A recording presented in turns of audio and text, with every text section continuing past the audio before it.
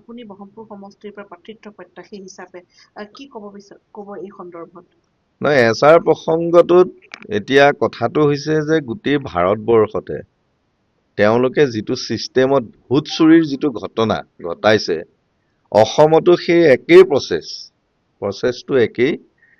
অসমৰ মানুহ ইমান একেবাৰে বুৰ্বকো আৰু বেঙা নহয়, বা অসমৰ মানুহ ইমান অশিক্ষিত নহয়। গতিকে তেওঁলোকে ভোটাৰ লিষ্টত খিলঞ্জীয়া ভূমিপুত্ৰসকলৰ নাম কৰ্তন কৰাৰ যি প্ৰয়াস, এইটো এটা হঠকাৰী সিদ্ধান্ত।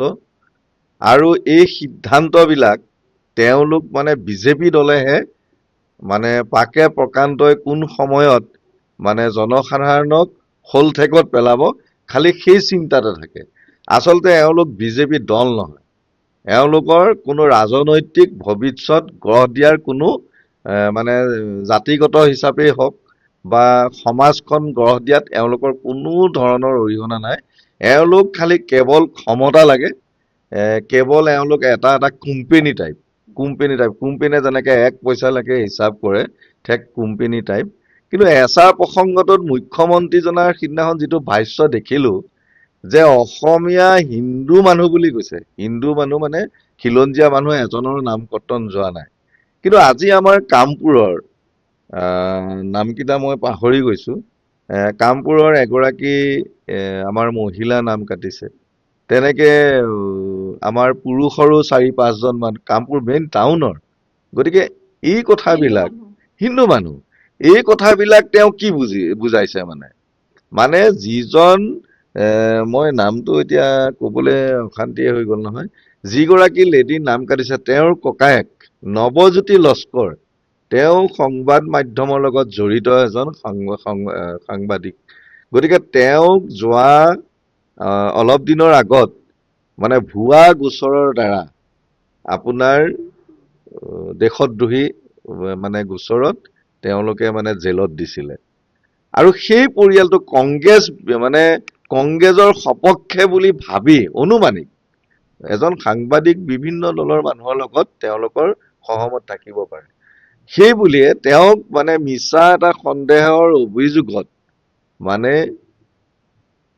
জেলত ভৰালে। জেলত ভৰোৱাৰ পিছত দেখিলে দেখোন এতিয়া আৰু এওঁলোকৰ নাম কৰ্তন নকৰিলে, ভোট চুৰিৰ দৰে ঘটনা যদি নঘটাও, এওঁলোকে হয়তো অনাগত দিনত আৰু বেলেগকে আমাৰ প্ৰতিবাদ কৰিব বুলি ভাবি তেওঁলোকে এই ঘটনাবিলাক। এতিয়া মুখ্যমন্ত্ৰী মহোদয়ক মই সুধিব বিচাৰিছো যে এই যে হিন্দু মানুহখিনিৰ নাম কৰ্তন কৰিলে, আপুনি যে কেৱল মিয়া মিয়া মিয়া মিয়া কৈ আছে, এই হিন্দু মানুহখিনিৰ উত্তৰটো আপুনি দিয়ক। প্ৰথমে মিছা কিছুমান ৰাতিপুৱা গধূলা মিছা কিছুমান কথাৰে মানুহক আপুনি বুৰ্বক সজাবলৈ। আৰু মুখ্যমন্ত্ৰী গৰাকীয়ে আজি দুদিনৰ আগতে যোৱাকালি এটা মন্তব্য কৰিছে যে হয় মই এই সংখ্যালঘু মানুহৰ ভোট কাটিবলৈ মই নিৰ্দেশ দিছো। এইটো লজ্জাজনক কথা। তেওঁ যিটো সময়ত তেওঁ বিধানসভা নিৰ্বাচন খেলি এই কংগ্ৰেছ দলৰ পৰা তেওঁ বিধায়ক হৈছিল, তেওঁ সৰ্বস্তৰৰ মানুহে জানো ভোট দিয়া নাই? সৰ্বস্তৰৰ মানুহে ভোট দিছে। তেওঁ নেতা কেনেকে হল? তেওঁ বিধায়ক কেনেকে হল? কংগ্ৰেছ দলতো বিধায়ক হল। লিডাৰ কোৱালিটি বেষ্টটোতো কংগ্ৰেছে বনালে ন।